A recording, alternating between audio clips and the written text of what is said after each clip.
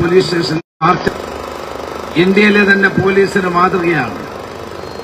പക്ഷേ ആ പോലീസിനെ 7 വർഷക്കാലത്തെ CPM ഭരണം തകർത്ത് തരിപ്പണമാക്കിയിരിക്കുന്നു. പോലീസ് സേനയെക്കൊണ്ട് ചെയ്യാൻ പാടില്ലാത്ത എല്ലാ കൃത്യങ്ങളും ചെയ്യിപ്പിക്കുന്നു.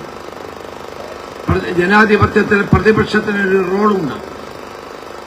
ആ പ്രതിപക്ഷത്തിന്റെ അഭിപ്രായങ്ങളെ മുഖവിലക്കെടുക്കാതെ കേരളത്തിൽ അങ്ങോളം ഇങ്ങോളം DYFIയുടെ മാർക്സിസ്റ്റ് പാർട്ടിയുടെ ദാസ്യപ്പണി ചെയ്യുന്ന തരത്തിലേക്ക് കേരളത്തിലെ പോലീസിനെ മാറ്റിയത് ഇന്നത്തെ ഭരണകൂടമാണ്.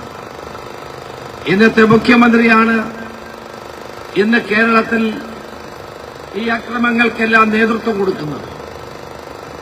മുഖ്യമന്ത്രിയെ കരിങ്കൊടി കാണിക്കുന്ന ആദ്യത്തെ സംഭവമാണോ കേരളത്തിന്